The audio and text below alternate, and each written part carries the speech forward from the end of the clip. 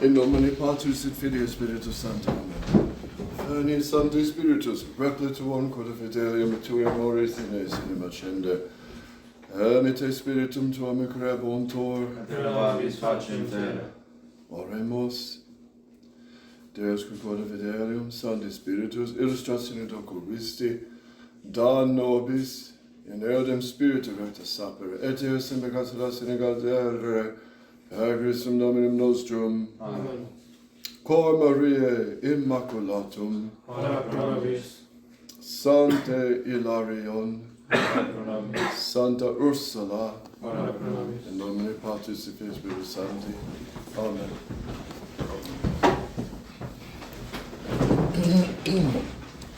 We continue the 7th commandment.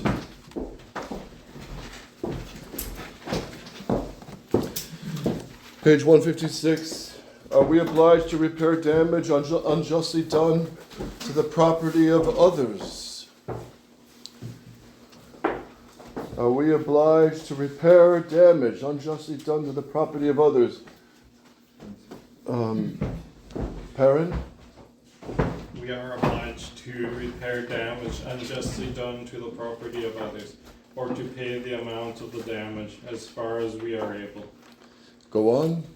A person who has accidentally damaged the property of another through no fault of his own is not obliged to repair the damage unless required to do so by civil law. Okay, yes, we saw that. What is the 8th commandment of God? Andres? The 8th commandment of God is, thou shalt not bear false witness against thy neighbor. We're on question 267, Paul. Yeah. When does a person commit the sin of rash judgment? Andres? A person commits the sin of rash judgment when, without sufficient reason, he believes something harmful to another's character. Yeah.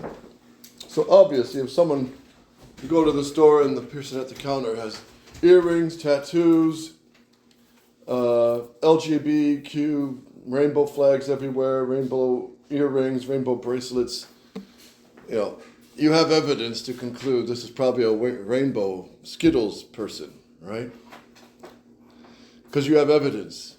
But if there's no evidence, we can't judge anyone being a druggie, adulteress, fornicator, any of these. We can't judge that unless there's objective evidence. So that's what a rash judgment is. There's no evidence, but we accuse them of sin in our mind.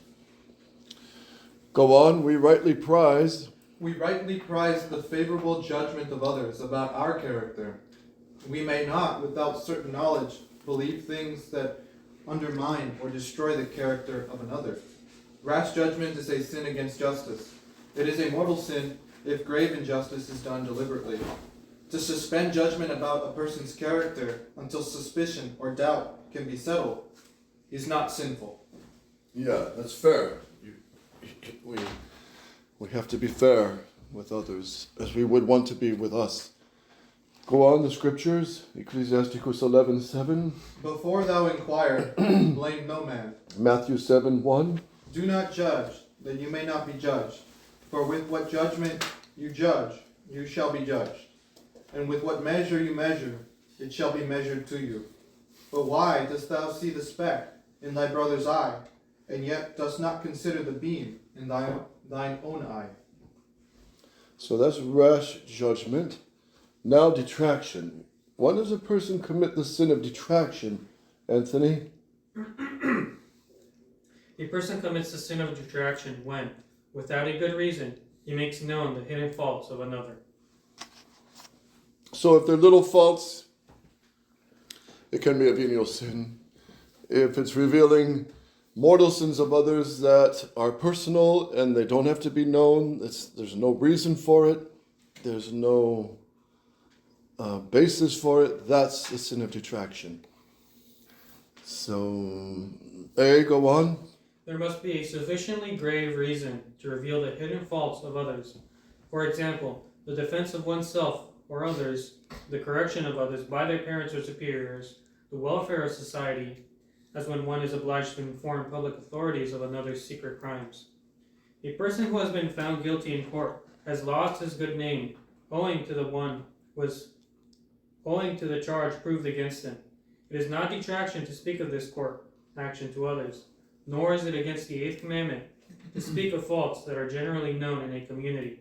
It is, however, more charitable not to do so. Right, so what's public can be definitely talked about, but as it says, it's more charitable just avoid it unless it's necessary. So obviously we have to talk about the scandals of these popes, the scandals of these bishops and priests that are leading souls to hell. Those must be brought up. St. Gregor the Great says, better that scandal arise than the truth be silent. And yes, Michael? Detraction and gossip, even though they're related, something can be gossip without being detraction, correct? Yeah. Yes, detraction or gossip is the ladies at the town well who gather in the morning to get their water for the day. That's where all the gossip used to be. You know, so-and-so's having a baby, so-and-so's getting married, so-and-so, oh, he's courting her. That's just news, right? And that's not usually harmful, although it easily can be, but it's not sinful to talk about facts. Some people go way overboard and say, if you say anything about anybody, that's gossip. Well, we live in society, so you can discuss events and things. So, well, I think we'll come to that yet. B, detraction is a mortal sin if it unjustly does great harm to a person's reputation. So, revealing another's sins. So, wives have to be careful with this, with their husbands, you know, and not blab. If the husband, let's say, has an alcoholic weakness, she doesn't need to blab that all over the town.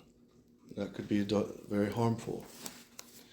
For example, C, Michael, we should avoid Unkind remarks about others and tale-bearing, which needlessly causes misunderstanding, distrust, and enmity. Yeah, tale-bearing is, you know what it is in Latin? Susurabat. Susurabat. Susurrate. It sounds like whispers, doesn't it? So that's the Latin carries the meaning of the word, what it really means. It's whispering about others, talking about others. Again, not always sinful, but again, it's better to let our speech be governed by charity. D, contumely, Michael. Contumely or insult dishonors a person unjustly in his presence by refusing to show him the signs of honor due to him, or by not noticing him, or by making known his faults without sufficient reason. The same harm can be done by any means of communication, as by letter, telephone, radio, motion picture, or television. Contumely is a sin against justice and charity, and its gravity depends on the extent of the dishonor shown. Yeah, so now with internet, just think how many people have been ruined. Just ruined by... All right, so let's just say there's some team party and one of the players gets drunk or into marijuana, and they filmed that, and he has a whole future career. It was just a private party. It didn't need to be known.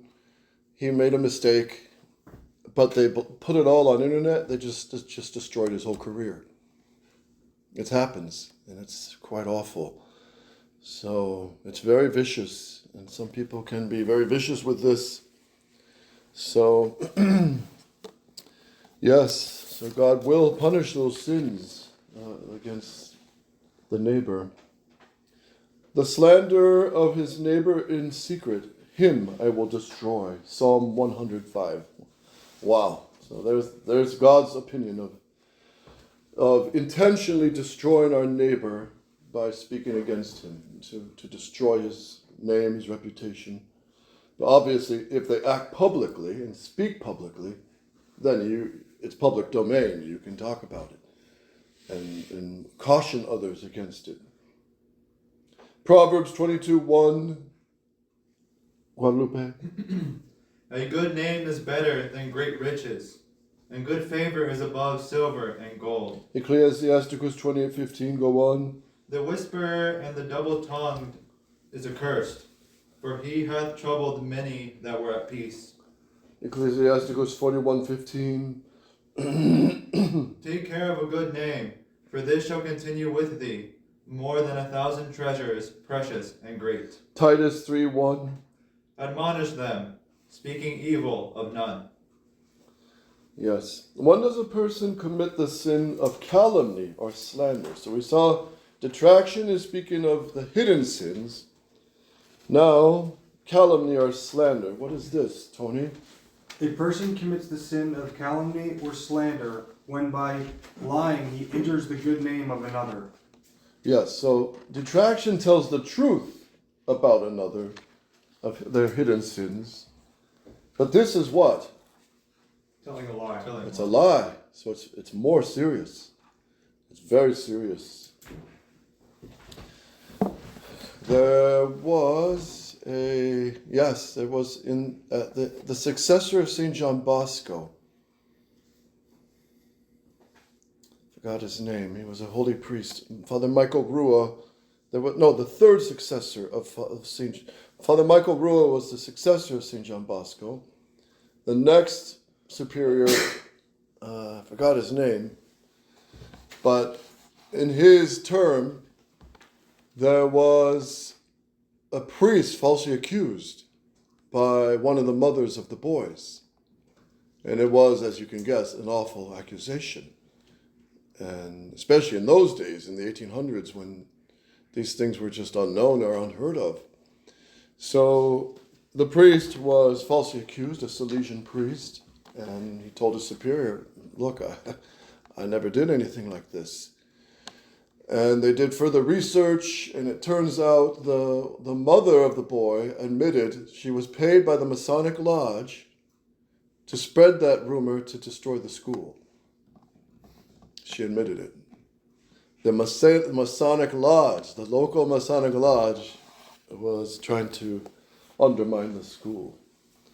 So that's an example. So it could do great damage, as you can guess. Go on, Tony. We are guilty of calumny or slander when we falsely charge another with defects or sins. Calumny is opposed to truth, justice, and charity. It is a mortal sin if serious harm is deliberately done. Go on. To listen with pleasure to calumny, slander, or detraction is a mortal sin against justice and against charity when prompted by hatred. It is a venial sin when the motive is curiosity or levity.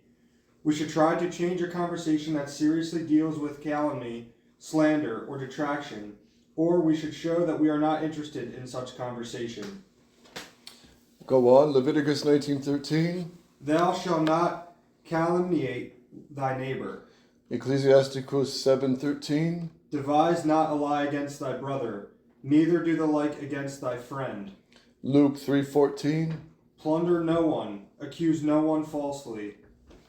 Yes. So I guess this really does happen a lot today. And I know a couple priests who were falsely accused.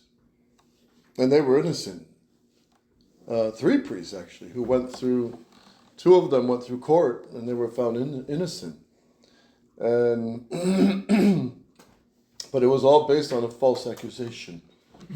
So it's easy to do. Someone can ruin a businessman, an athlete, anyone, just by false accusation. It's really evil, as you can see. Terribly evil. When are we obliged to keep a secret? Perrin? We are obliged to keep a secret when we have promised to do so, when our office requires it, or when the good of another demands it. Yeah, so friends who promise to keep secrets that are, between them and noble, they should honor that. And there's a professional secret. What's the professional secret? Anybody? Like a lawyer, when client gives him information, personal information. That's correct. You can't spread it. Who else? Psychiatrists. Doctor? Psychiatrists, yeah. Doctors. They have a professional secret. They're not allowed to say anything. You might see that in the elevators in hospitals. Staff don't discuss patients in public places, patients' problems. So those are called professional secrets. They have to honor the name and problems of others. Read on, A, please. A person who violates a secret commits a mortal sin if he foresees that it will reasonably give greater offense or cause grave harm to another, or if the fact made known under secrecy is serious, otherwise it is a venial sin. Go on, B. It is permissible to reveal a secret if consent to do so can be reasonably presumed. A secret should be revealed to prevent some grave harm to the general welfare of a community or to an innocent party. Secrets of the confessional may never be revealed, no matter what the consequence, even if it be death. Yes, some people have done this to priests, set them up.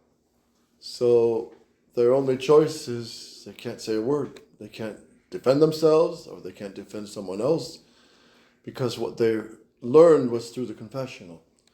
And we'll see in heaven how many priests suffered terribly because of this. Many priests were sent to Siberia, concentration camps, jail, prison, even suffered death rather than reveal the secret of confession. Name a saint who did get killed for refusing to reveal what the Duchess said in confession. This happened in Bohemia. Anybody know?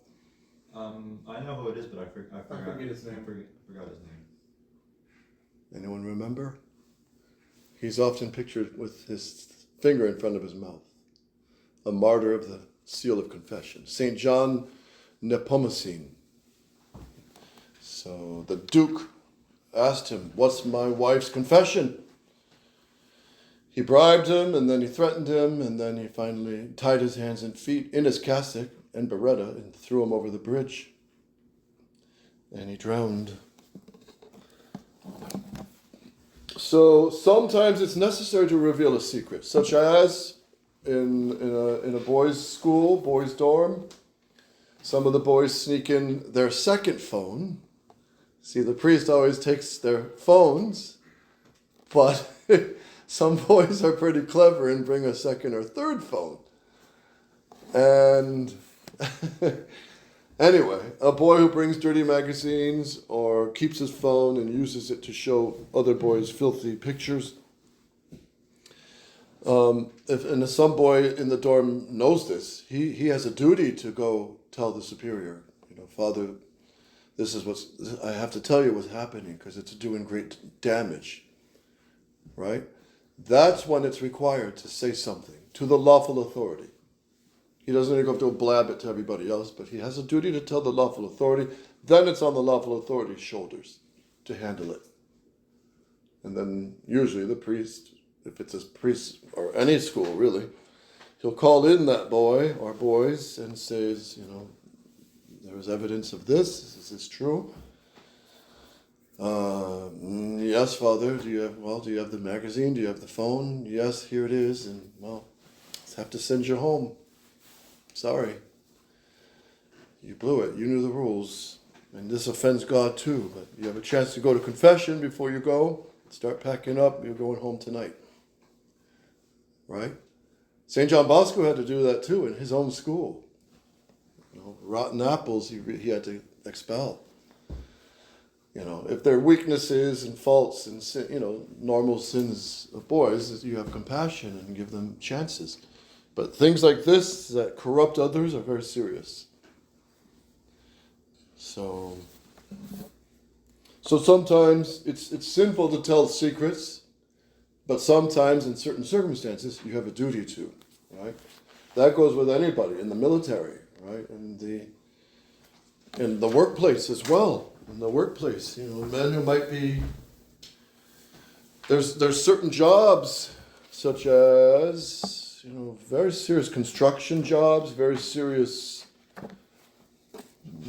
pipe fitting jobs, where one mistake or one oversight can explode the whole plant and kill 15, 20, 40 people or more.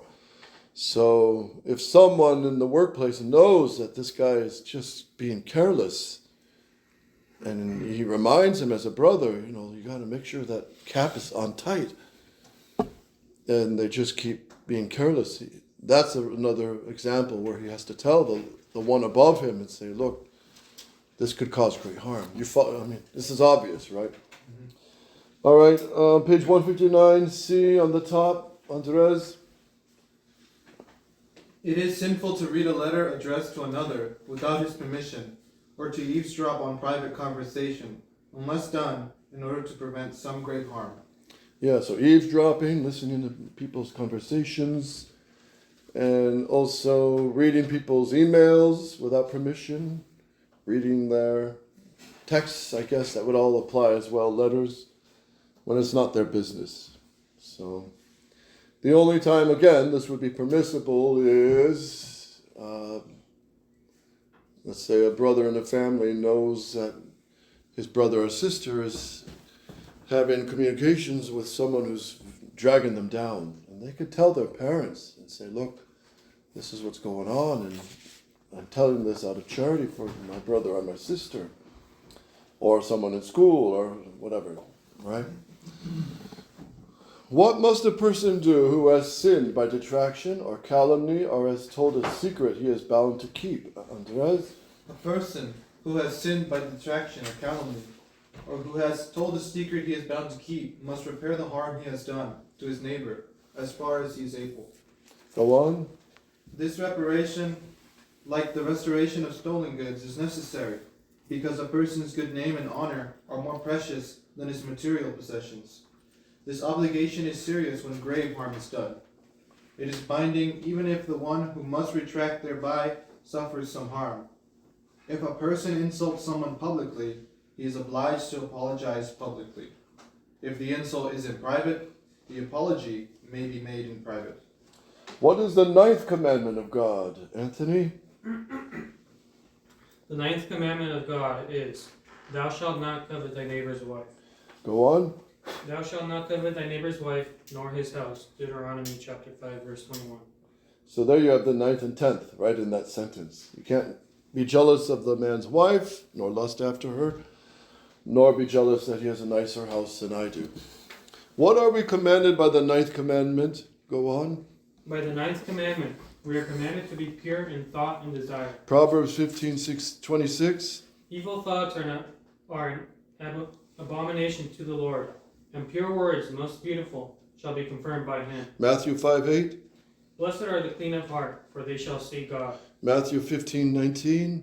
For out of the heart come evil thoughts, murders, adulteries, immorality, thefts, false witness, blasphemies. These are the things that defile a man. Yes. Colossians 3:5. Therefore, mortify your members which are on earth, immorality, uncleanness, lust, evil desire, and covetousness, which is a form of idol worship. Because of these things the wrath of God comes upon the unbelievers. 1 Peter 2:11. Beloved, I exhort you as strangers and pilgrims to abstain from carnal desires which war against the soul. Yes. So this deals with thoughts. 6th commandment is thoughts, desires, actions. 9th commandment deals more with thoughts. Are mere thoughts about impure things always sinful in themselves? Michael? Mere thoughts about impure things are not always sinful in themselves, but such thoughts are dangerous. Yes, so obviously, priests hear confessions. Obviously, as when you be studying moral theology, you're going to have to deal with details of the 6th and 9th commandment, because you have to know. A doctor has to know, how a woman's body functions, and to help her. So he has to deal with these things, right? But he has to pray. He has to do penance. If he's tempted in such and such a way, he has to pray for strength. But he can still do much good. So In other words, to see the way God built his creation and the beautiful plan for the procreation of children, that's the way God built things. So you can appreciate his wisdom and his goodness. But it's dangerous to dwell on these thoughts, obviously, because they can lead to sin easily. When do thoughts about impure things become sinful, Michael? Thoughts about impure things become sinful when a person thinks of an unchaste act and deliberately takes pleasure in it, in so thinking, or when unchaste desire or passion is aroused and consent is given to it. Yeah, so the key thing is what that makes it sinful? Deliberateness or consent. Yes, deliberate consent. Deliberate consent. Because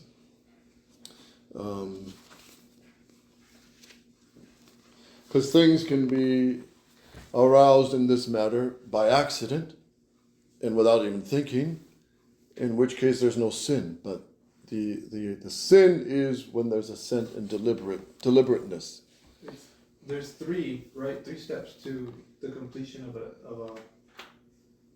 an act in your thoughts: the suggestion, the deliberation, and then the final consent. Full, Right. It has to be also full consent. Yeah. Full consent. So what would minimize that would be sleep, half asleep. Of course, drunkenness, but that's another sin in itself. So what is forbidden by the 9th commandment? Guadalupe? The 9th commandment forbids all thoughts and desires contrary to chastity. Eh? We should form the habit of praying immediately when we are beset by impure thoughts, desires, or imaginations. It is well to know by heart many ejaculations addressed to our Lord and his Blessed Mother, which we should repeat in time of such temptations. Yeah, little prayers, aspirations, precious blood of Jesus, shield me. Immaculate Heart of Mary, pray for me.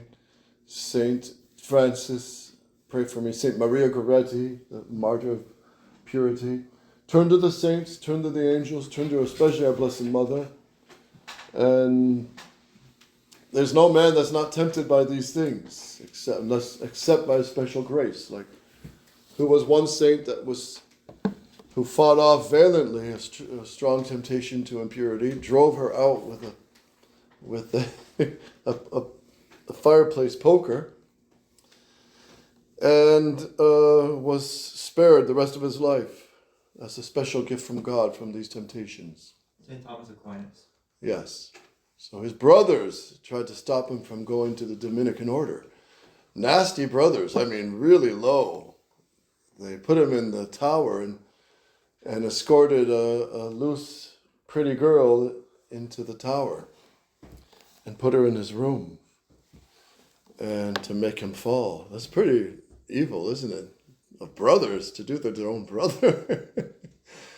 But St. Thomas, he was a man of prayer, and he took his poker and he realized what was going on, and he drove her out, and she went screaming down the steps. And when he fell asleep after that, the angel came and tied a cord around his waist. He was never, ever tempted by these things again. And that's when he was young. He was 18 or 19. So, yes. If somebody is drunk and they commit sins while they're drunk, are they guilty of those sins they committed while they're drunk? Strictly speaking, no. But if they allowed their drunkenness to be the cause of other sins, they are responsible insofar as they got themselves drunk.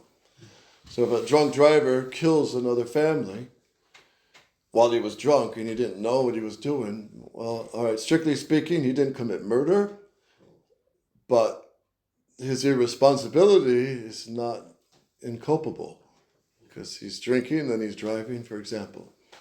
So there wasn't consent and right.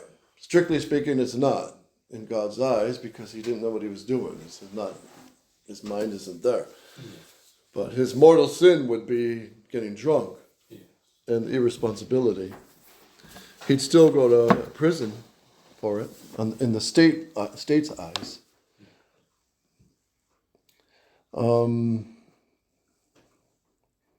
Yes.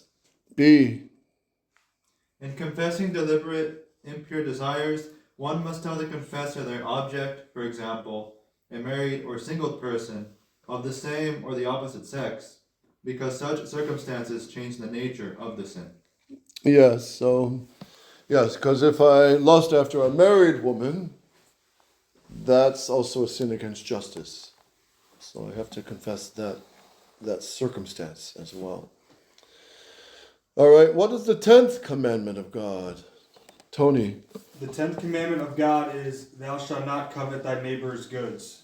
What does the 10th commandment forbid? Go on. The 10th commandment forbids all desire to take or to keep unjustly what belongs to others, and also forbids envy at their success. A.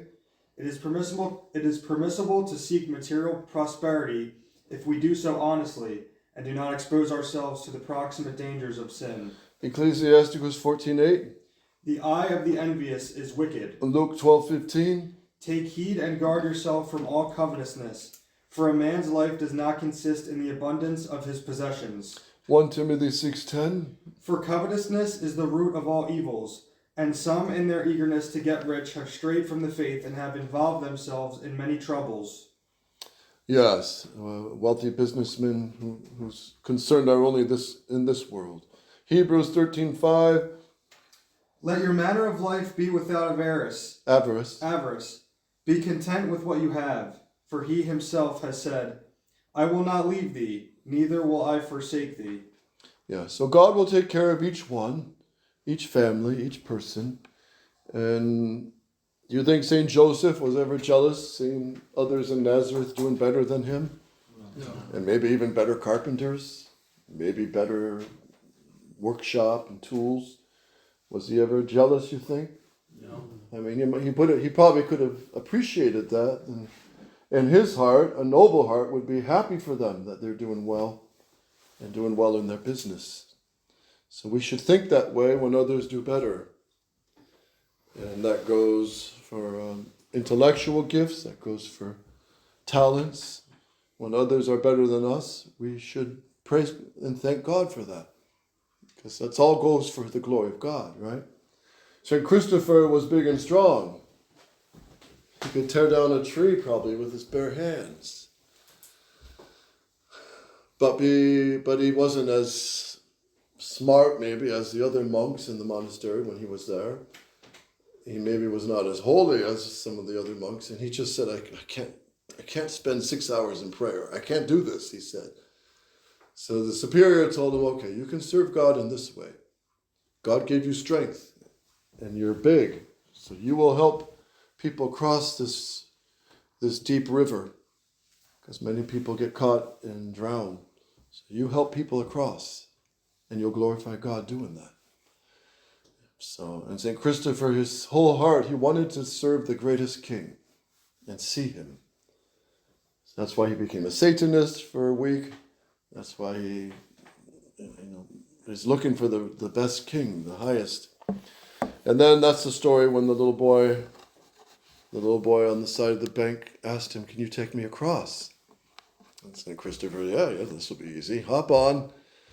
Picked him up on his shoulders and started walking into the water up to his chin. And then he felt the boy heavy. And St. Christopher was starting to drown.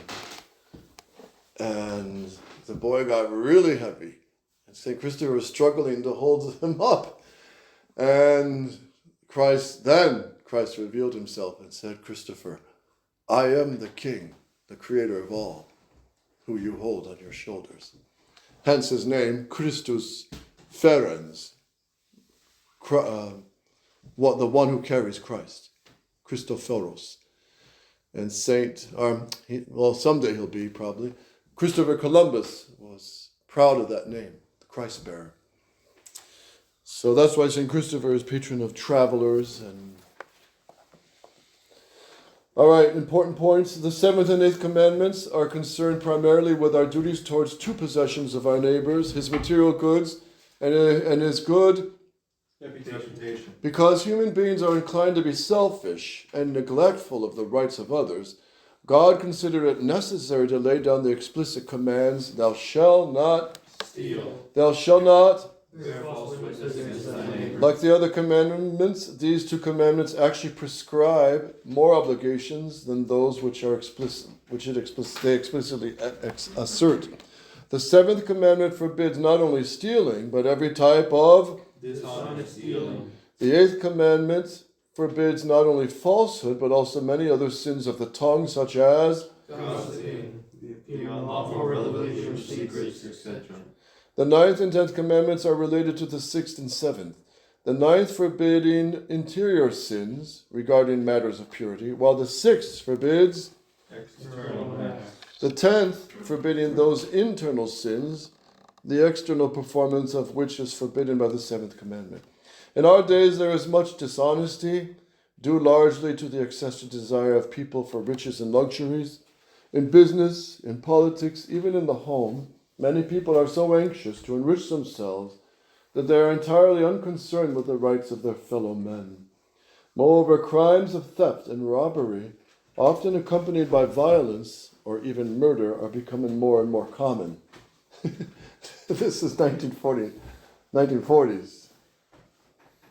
It's laughable because these things were mainly in the big cities.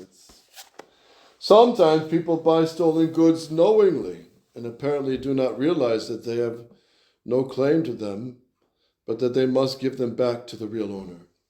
Indeed, even if a person buys stolen goods without realizing that they have been stolen, he may not keep them when he finds out that they were stolen, if he knows the owner. If the owner appears and proves his right to the goods, the man who has bought them must restore them, even though the owner makes no recompense for the price the recipient has paid. But the latter has a right to get his money back from the thief who sold him the goods. The civil law is unable to accomplish much towards preventing these violations of the seventh commandment. Go on, Tony. True. True, people are sent to prison for theft when they are captured, but many escape the law. Many others commit sins of dishonesty in so clever a way that there is no civil law to cover their case.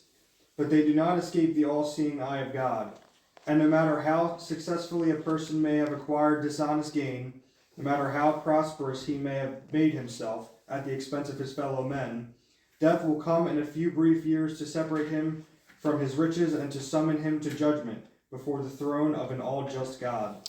Yes, so they say that in Pompeii when the volcano Vesuvius was exploding, and minutes before everybody was just killed by the heat wave of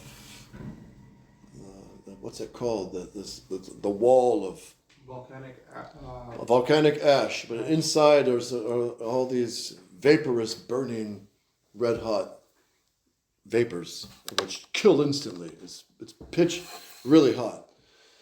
So they have found some guys, I guess some of the dead people have been found caught in the act of stealing money from their neighbor or whoever. So they died that way. They didn't gain much. Read on. Many persons, by not paying their just debts, are guilty of sins against the seventh commandment. Some claim that they are unable to pay, yet they continue to buy luxuries, a fact which shows that they are not sincere. There are even some who deliberately refuse to pay a debt, even though they know it was contracted, if the creditor has no written proof of his claim. God's law of justice is not limited to what can be proved in a civil court. Yes. What does St. Paul say? O nemini debiatis owe no man anything. In other words, don't be in debt, at least not for long. Pay your debts as soon as you can. And that's the sneaky way of these credit cards. They get people in debt and further in debt, and they can spend. It's very dangerous. Very dangerous. Very tricky. Sins of the tongue which injure others are also prevalent. Without the least qualm of conscience, men lie to their fellow men. There are many who gravely injure the reputation of their fellows by their uncharitable, often false remarks and stories, backbiting, tale-bearing, the violation of secrets that one should keep, rash judgments. And is yours blank there too? Yeah, my guess is he's saying how common these are today. Yeah, how common, yeah, that would make sense. Catholics, followers of the Lord, our Lord, who was so attentive to the rights of others, should try to lead men to observe these commandments. And the best way is to inspire them by good example. We must be strictly honest in our dealings with others. Go on, Perrin. Even when there is a question of something of slight value, we must never take it or keep it if it belongs to another. How many, for example, seem to think that if they find something on the street, they are entitled to keep it without an attempt to find the owner. Similarly, we must watch over our speech, rejecting every form of falsehood, carefully avoiding anything that might wound our neighbor's character, shunning rash and harsh judgments about our neighbor. Do not judge, that you may not be judged. Matthew 7:1. Resolution, resolved to be strictly honest, both in deed and in word. That's easiest too. It's far less burdensome. But I would say a lot of stealing and theft is another consequence of the failure of priests to do their duty to preach hell, purgatory, and the commandments. If people fear hell, they're not going to steal, at least not as much. Adjutorium nostrum in nomine Domini.